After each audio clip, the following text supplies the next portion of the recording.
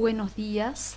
Hoy iniciamos con el tema 6 de la asignatura que trata sobre electrodos y pilas reversibles. Las pilas o celdas galvánicas, también denominadas celdas voltaicas, son dispositivos que posibilitan la conversión de la energía química a energía eléctrica. Este es un proceso que es inverso al que veíamos en las soluciones electrolíticas, en las cuales nosotros aplicábamos una diferencia de potencial para que se produzca la reacción química. ¿Cómo está conformado este dispositivo? Está constituido por dos partes iguales llamadas hemipilas, cada una de las cuales se encuentra constituida a su vez por un electrodo o terminal metálico que se encuentra sumergido en una disolución de uno o más electrolitos.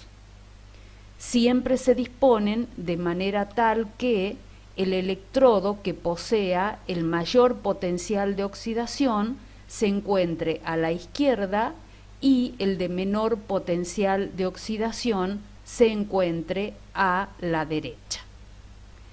Estas dos hemipilas reciben también el nombre de semipilas y es muy común llamarlas también electrodos a cada una de las semipilas, aunque sabemos que estrictamente el electrodo es la placa metálica del metal, en este caso zinc, que se encuentra sumergido en una disolución de sulfato de zinc, y en este otro caso el cobre, que se encuentra sumergido en una disolución de sulfato de cobre.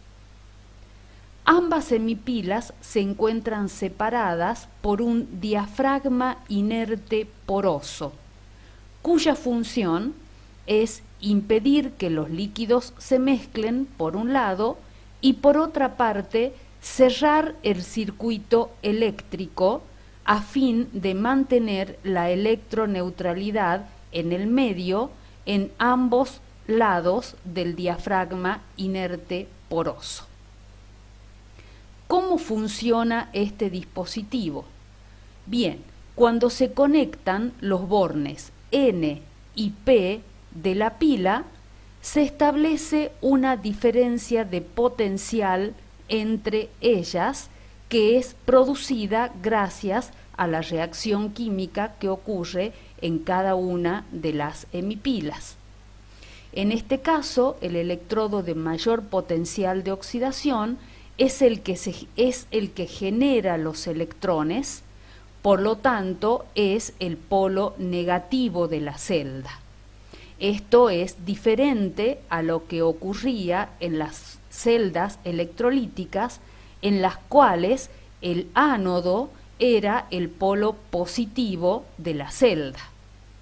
Los electrones entonces viajan por el circuito externo, que es un conductor de primera especie, y se dirigen hacia el electrodo correspondiente al cátodo. Este electrodo que recibe los electrones tiene una carga positiva y esto también es diferente a lo que ocurría en las celdas electrolíticas. Lo que sí es siempre igual, cualquiera sea la celda, así sea una celda electrolítica o una celda galvánica o pila, es que siempre la oxidación ocurre en el ánodo y la reducción ocurre en el cátodo.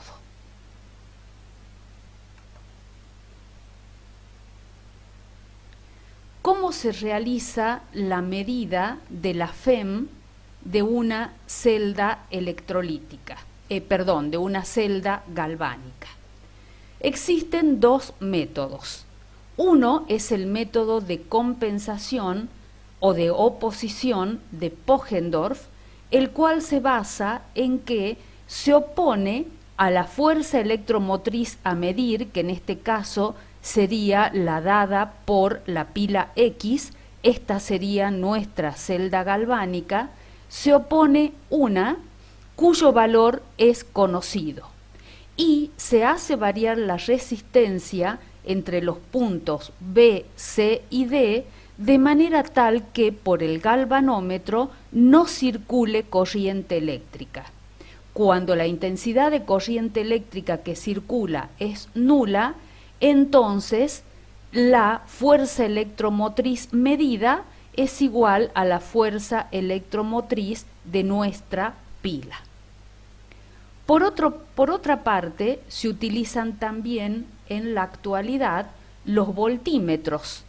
Los voltímetros antes no se utilizaban, los voltímetros antiguos, porque tenían una resistencia que no era lo suficientemente grande. Los voltímetros actuales sí poseen resistencias muy grandes, lo cual permite medir la FEM de la celda. Entonces se conectan ambos electrodos del voltímetro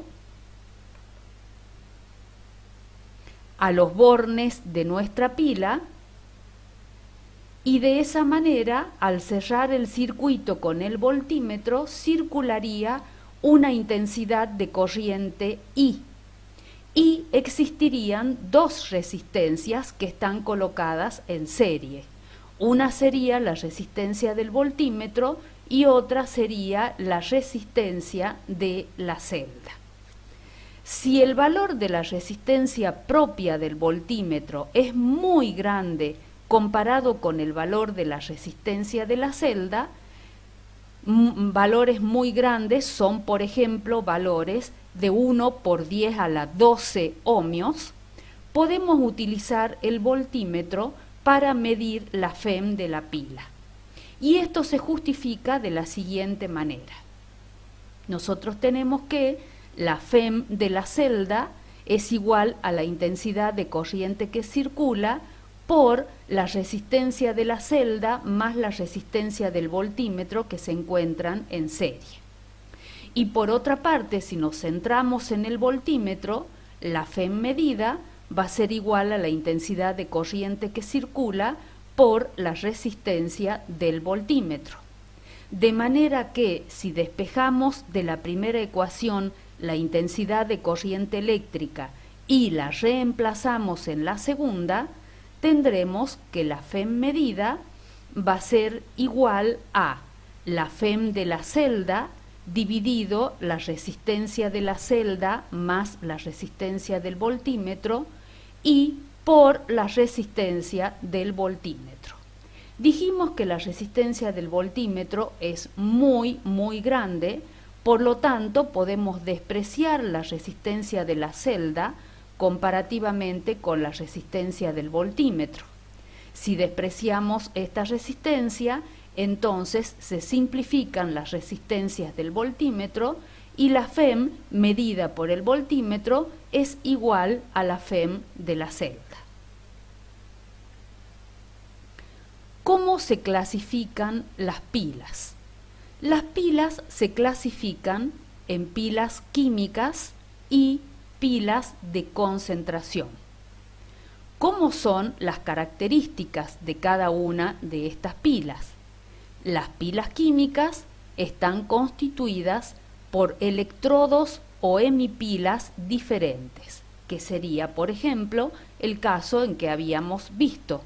Una placa de zinc sumergida en una disolución de sulfato de zinc es una hemipila diferente de una placa de cobre sumergida en una disolución de sulfato de cobre. Es decir, que son distintas en lo que respecta a la placa que constituye el electrodo y a la disolución electrolítica. La energía eléctrica que produce esta pila se debe a que existe una reacción química espontánea, es decir, ocurre una reacción en el cátodo y ocurre una reacción en el ánodo, la suma de ambas me da la reacción neta química espontánea que ocurre. Estas pilas se clasifican a su vez en pilas químicas reversibles con respecto al catión, pilas químicas reversibles con respecto al anión y pilas químicas reversibles de óxido-reducción. Por otra parte, dijimos que teníamos las pilas de concentración. Estas se caracterizan porque están formadas por dos electrodos de la misma clase, que se diferencian en la concentración del electrolito. Como por ejemplo, si tuviésemos un electrodo de hidrógeno, este está constituido por una placa de platino sobre la cual burbujea gas hidrógeno y la misma se encuentra sumergida en una disolución de un electrolito que puede ser, por ejemplo, una solución de ácido clorhídrico. Entonces, esta sería nuestra hemipila 1. La hemipila 2 es exactamente igual. Una placa de platino sobre la cual burbujea hidrógeno que se encuentra sumergido en una disolución de ácido clorhídrico. La única diferencia es que la concentración de clorhídrico en la hemipila 1 es diferente a la concentración de clorhídrico en la hemipila 2. La energía eléctrica que generan estas pilas se debe a un fenómeno espontáneo de igualación de las concentraciones. Vale decir que no ocurre una reacción química, sino un fenómeno de igualación de las concentraciones. Las pilas de concentración se clasifican a su vez en pilas de concentración con transporte. ¿Qué significa esto? Volvemos al ejemplo primero, aunque esta no es una pila de concentración, pero con transporte significa que este diafragma inerte poroso no solamente cierra el circuito eléctrico permitiendo el pasaje de un anión, sino que puede pasar el electrolito completo, cationes y aniones, a través del mismo. Entonces se dice que es una pila de concentración con transporte. Puede ser también una pila de concentración sin transporte, es decir, en ella se igualarán las concentraciones de las dos semipilas, pero sin que exista transporte a través del diafragma inerte poroso que las separa, y finalmente tenemos las pilas de amalgama.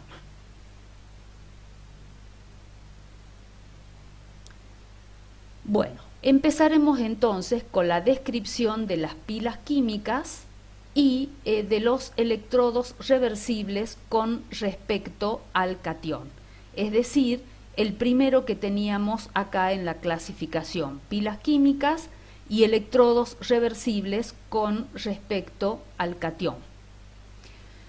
Los electrodos reversibles con respecto al catión se constituyen al sumergir un metal en una de sus sales. Habíamos visto, por ejemplo, sumergir una placa de zinc en una disolución que contiene sulfato de zinc. El criterio termodinámico de reversibilidad nos indica que el funcionamiento reversible de la pila es infinitamente lento. Si ustedes recuerdan, cuando dijimos el nombre del tema, dijimos que íbamos a ver los electrodos y pilas reversibles. Entonces, estas tienen un funcionamiento reversible que es un funcionamiento desde el punto de vista termodinámico infinitamente lento. Eso significa que la cantidad de electricidad producida es infinitamente pequeña. Por lo tanto, esto se asimilaría a una pila entre cuyos electrodos haya una resistencia infinitamente grande, y por esto es que la cantidad de electricidad que producen es infinitamente pequeña, lo cual finalmente equivale a tener el circuito abierto. que el funcionamiento de la pila desde el punto de vista termodinámico sea reversible no implica que desde el punto de vista práctico el proceso que ocurre en la pila pueda invertirse y la pila pueda funcionar como un electrolizador. ¿Esto qué significa? Significa que si yo aplico una diferencia de potencial lo suficientemente grande a la pila, la circulación de corriente por el interior de la pila va a cambiar su sentido y por lo tanto las reacciones químicas que ocurrían en el sentido directo ahora ocurrirán en el sentido inverso. ¿Qué es lo que dice la teoría de Nernst, que habla sobre el establecimiento del potencial electródico? La teoría de Nernst dice lo siguiente. Dice que el metal tiende a disolverse ionizándose. Esto significa que el zinc 0 tiende a formar iones zinc más 2 y liberar 2 electrones. Pero dice también que los iones que se encuentran en la disolución tienden a depositarse sobre el metal, es decir, que sería la inversa de esta reacción. Los iones zinc tomarían los electrones de la placa y se depositarían sobre el metal. Vale decir que ocurriría un equilibrio en esta reacción. Y el hecho de que los iones zinc se depositen sobre la placa de metal, la cuantía en la que esto ocurra va a depender de la concentración de iones zinc que yo tenga en mi disolución. Por lo tanto, para cada concentración del electrolito en la disolución, se establece un equilibrio zinc 0 que da zinc más 2 electrones. Esta tendencia de este equilibrio se desarrolla hasta un alcance muy reducido y ocurre en la interfase entre el líquido y la placa de metal. ¿Por qué la tendencia ocurre hasta un alcance muy reducido? Yo no podría lograr que todo el zinc que se encuentra como zinc metálico se disuelva totalmente en la disolución, porque para ello no tengo las condiciones que son propicias para que esto ocurra. Esto ocurriría, por ejemplo, si yo, además del sulfato de zinc en la disolución, pusiera un ácido y en una concentración muy elevada. Entonces, cuanto más ácido es el medio, más puedo yo desplazar la reacción esta hacia la derecha. Pero esas no son las condiciones en las que ocurre esta reacción, por lo tanto el alcance es muy reducido. Y en la interfase líquido-metal ocurre lo siguiente. Se colocan los iones zinc más 2 del lado de la disolución y del lado de la placa metálica se colocan una cantidad de cargas eléctricas que equilibran exactamente a la de los iones zinc más 2 que rodean toda la placa por la parte anterior y también por la parte posterior. Lo que pasa es que por razones de simplificar el dibujo las coloqué solamente en esta zona.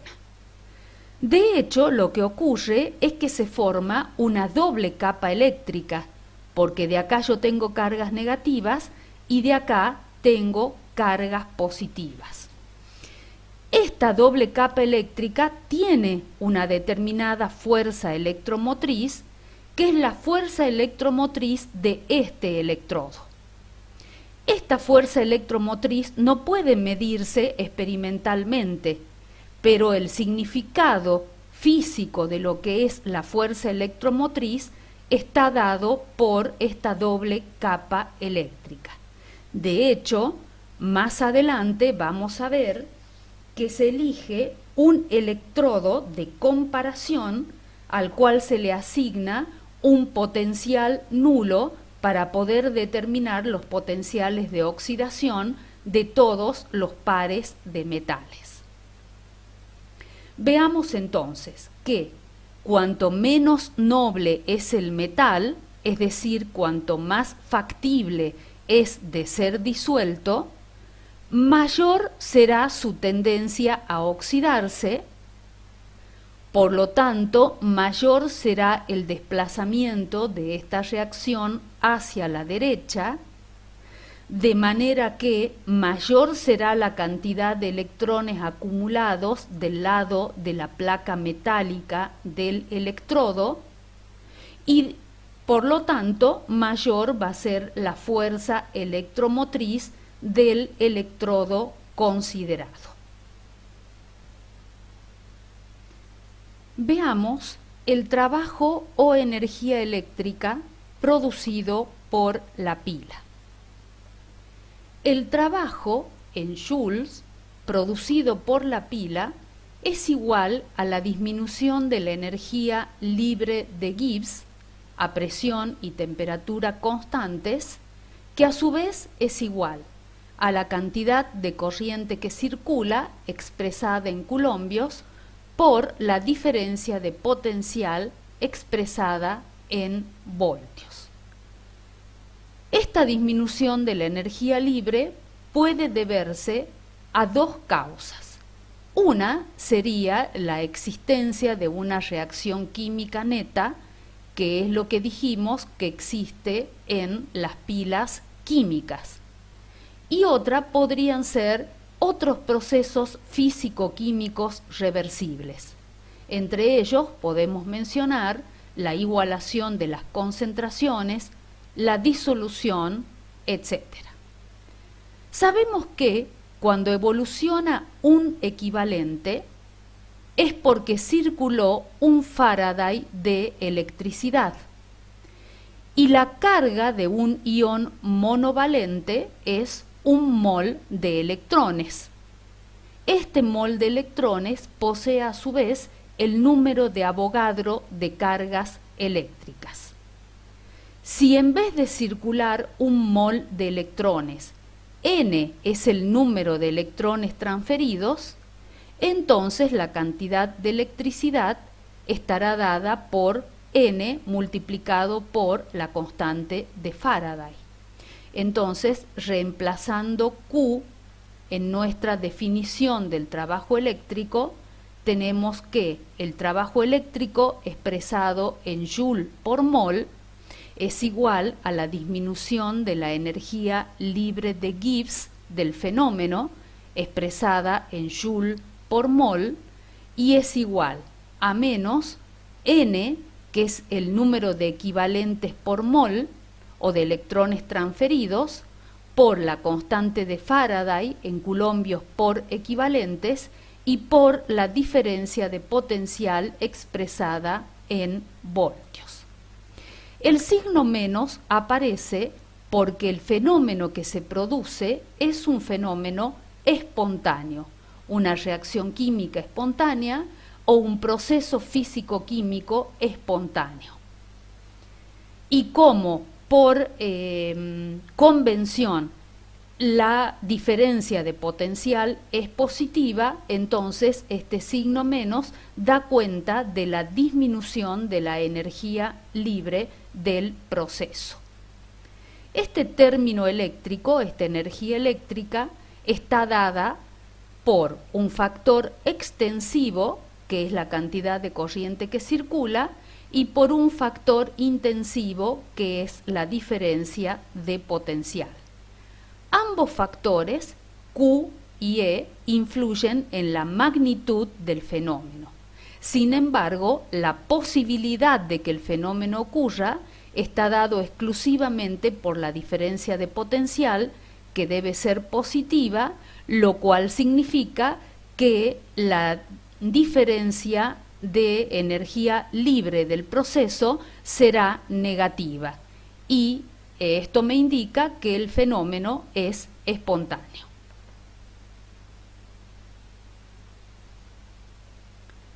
podemos clasificar a las reacciones en reacciones químicas y reacciones electroquímicas. En las reacciones químicas intervienen moléculas neutras, cationes y aniones, pero no participan los electrones. Ejemplos de reacciones químicas son, por ejemplo, el agua, que me da protones en disolución acuosa más grupos hidroxilos en disolución acuosa, el hierro metálico más 2 protones en medio acuoso, que me da hierro más 2 en medio acuoso más hidrógeno gaseoso. Las reacciones químicas pueden expresarse como la sumatoria sobre I de alfa sub I por S sub I igual a 0. Por su parte, las reacciones electroquímicas son reacciones en las cuales intervienen moléculas neutras, cationes, aniones y además los electrones. Ejemplos de estas reacciones son, por ejemplo, el litio metálico, que da litio más 1 más un electrón, un medio de cloro 2 más un electrón que me da ion cloruro, cobre metálico, que me da cobre más 2 electrones. Las reacciones electroquímicas pueden expresarse como la sumatoria sobre I de alfa sub I por S sub I más el número de electrones igual a 0.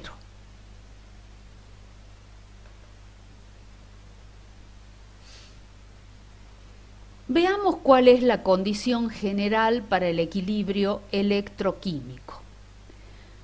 Para el equilibrio químico, sabemos que la condición de equilibrio para un sistema donde se lleva a cabo una reacción química común a temperatura y presión constantes es diferencial de G a T y P igual a 0. Esto significa que el diferencial de G a T y P, que es además igual a la sumatoria sobre I de mu sub I por el diferencial de N sub I.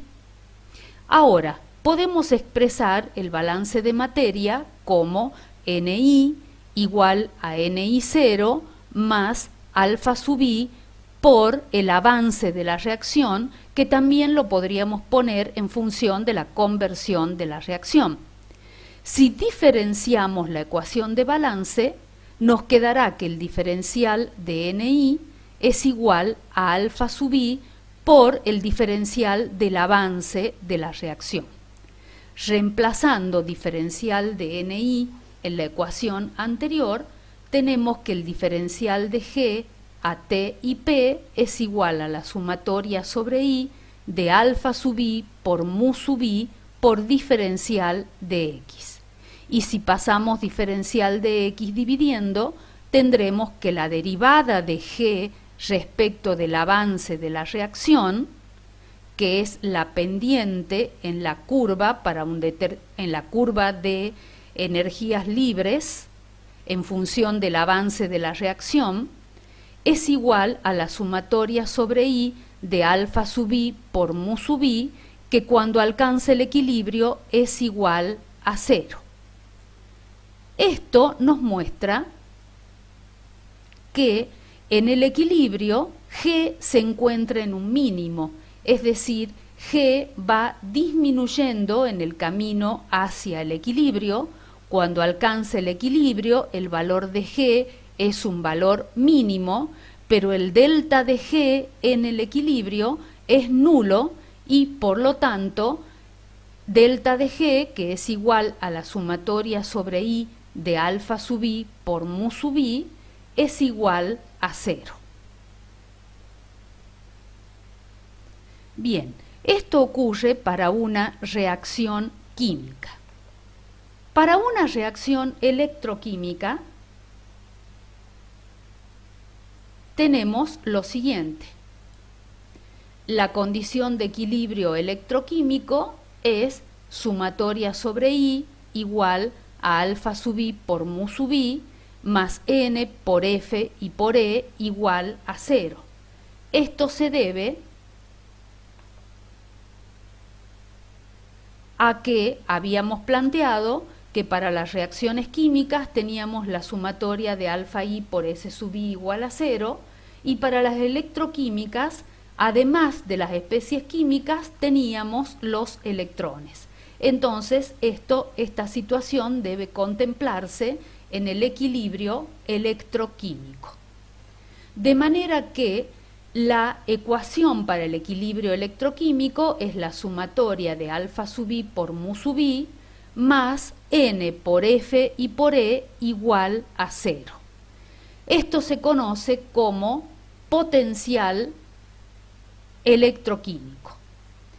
Esta ecuación me indica que la disminución de la energía libre de la reacción se transforma en trabajo eléctrico al medio. Si yo de acá despejo este término y lo pongo igual a menos N por F y por E, veré que la disminución de la energía libre de la reacción se transforma en trabajo eléctrico al medio.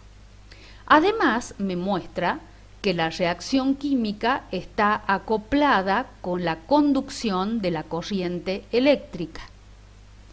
Por lo tanto, si se invierte el sentido de circulación de la corriente eléctrica, la reacción ocurrirá en sentido contrario, y esto ya lo habíamos mencionado. Si yo aplico una diferencia de potencial lo suficientemente grande, entonces se invertirá el sentido de circulación de la corriente eléctrica y las reacciones ocurrirán en el sentido inverso.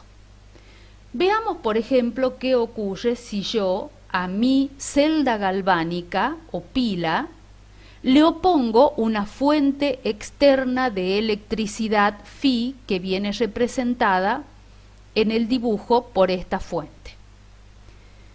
Si la fuerza electromotriz externa es menor que la FEM de la pila, entonces la reacción ocurrirá en el sentido directo. Si la diferencia de potencial externa es mayor que la FEM de la pila, entonces se invertirá el sentido de circulación de la corriente eléctrica y las reacciones ocurrirán en el sentido inverso. Y finalmente, si la fuerza electromotriz externa es igual a la FEM de la pila, entonces no fluye corriente por el circuito y decimos que nos encontramos en un equilibrio termodinámico que en particular recibe el nombre de equilibrio electroquímico. Despejando E de la ecuación anterior, de esta ecuación vamos a despejar E, entonces nos va a quedar menos la sumatoria de alfa sub I por mu sub I dividido N por F. E sería igual a menos la sumatoria sobre I de alfa sub I por mu sub I dividido N por F. Y ahora vamos a reemplazar a mu sub I por mu sub I supra 0 más R por T por el logaritmo de A sub I, con lo cual nos quedará menos sumatoria sobre I de alfa sub I por mu sub I supra 0 sobre N y F, y menos 1 sobre N y F por R por T por la sumatoria de alfa sub I por el logaritmo de A sub I, donde yo puedo colocar la sumatoria de alfa sub I por el logaritmo de A sub I como el logaritmo de la productoria de alfa I, de A sub I elevado a la alfa sub I. El término menos la sumatoria de alfa I por mu sub I supra 0 sobre N y F lo vamos a denominar E0 y es el potencial del electrodo tipo, donde tanto los reactivos como los productos se encuentran en su estado de actividad unidad. Fíjense, en el numerador irían las actividades de los productos de reacción, que son los que tienen un alfa sub i positivo, y en el denominador irían las actividades de los reactivos. Si todas las actividades son unitarias, la productoria será igual a 1 y el logaritmo será igual a 0, entonces simplificando este término, me va a quedar que la FEM de la pila va a ser igual a este término que lo definí como E0. Es decir, el potencial tipo es el potencial de la celda cuando las actividades son unitarias. Reemplazando E0 en la ecuación anterior, tenemos que E es igual a E0 menos RT sobre N por F por el logaritmo de A sub I elevado a la alfa I. Y esta es la conocida ecuación de Nernst. Ustedes ya vieron esta ecuación en química general, nada más que la vieron en función de las concentraciones, y a este término lo llamaban cociente de reacción Q.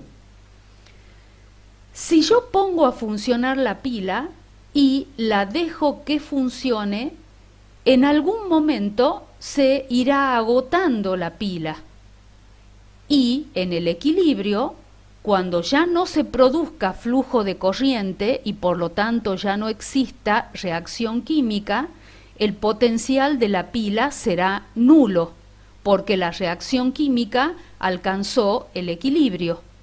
En ese momento, la FEM de la pila va a ser nula. Por lo tanto, E0 menos RT sobre NF por el logaritmo de la productoria de A sub I a la alfa I será igual a 0.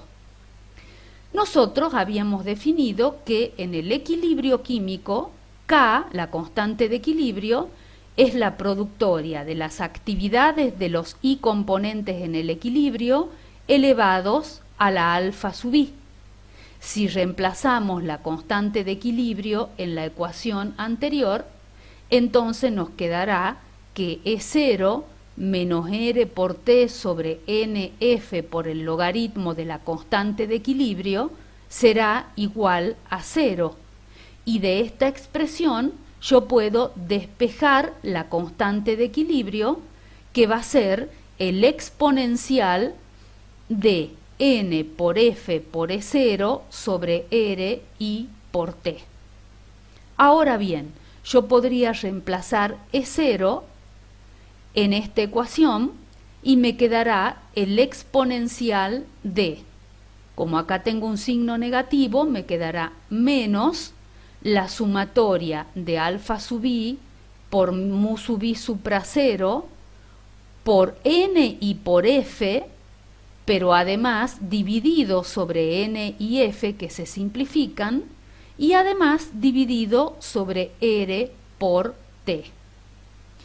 Y la sumatoria sobre I de alfa sub I por mu sub I supra 0 es el delta de G0 de la reacción, de manera que K me queda igual al exponencial de menos delta de G0 dividido sobre R I T. Es decir, que obtengo el mismo, no valor, sino la misma expresión de la constante de equilibrio que obtenía de las reacciones químicas que no ocurren con la ayuda de la corriente eléctrica o en las cuales no se encuentra involucrada la circulación de una corriente eléctrica. Finalmente, veremos el cálculo de algunas de las propiedades termodinámicas a partir del potencial eléctrico. A partir de medidas de la fuerza electromotriz de una pila en condiciones reversibles, es posible calcular las propiedades termodinámicas de la reacción que ocurre en esa celda electrolítica, tales como el delta de G, el delta de H y el delta de S. Por una parte, ya habíamos visto que el delta de G es igual a menos N por F y por E. Es decir, que midiendo el potencial de la celda, yo ya puedo calcular el delta de G de la reacción. Además, sabemos que la derivada de G respecto de T a P constante es igual a menos la entropía. Y si considero una variación de estado, la derivada del delta de G respecto de la temperatura a presión constante va a ser igual a menos el delta de S. Ahora, la derivada de delta de G respecto de T a P constante es la derivada de esta expresión. Y esa derivada es menos N por F por la derivada de la FEM de la pila respecto de la temperatura a presión constante. De acá entonces podemos despejar el delta de S, que es igual a N por F por la derivada de E respecto de T a P constante. Este término, derivada parcial de E respecto de T a P constante, recibe el nombre de coeficiente de temperatura de la celda galvánica o coeficiente de temperatura del potencial de celda. ¿Cómo se determina? Se determina haciendo variaciones de la temperatura y midiendo para cada una de ellas el potencial de la celda. Por lo general, la variación del potencial de la celda con la temperatura es lineal y por lo general me dan rectas con pendientes positivas. En el libro de Físico-Química de Alberti Daniels hay una tablita donde están las modificaciones del potencial de celda en función de la temperatura. Finalmente nos falta determinar el delta de H. El delta de H lo podemos calcular como delta de G más T por delta de S. Es decir, que sería igual a menos N por F y por E más N por F y por T y por la derivada de E respecto de T a presión constante.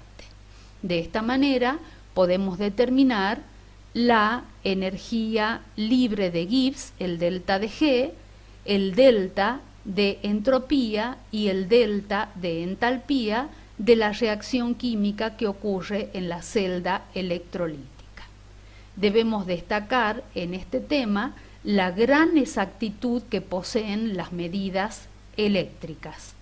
Es más exacta la determinación por este método que, por ejemplo, realizar la determinación de la constante de equilibrio y a partir de ella determinar el delta de G de la reacción, o, por ejemplo, determinar el delta de G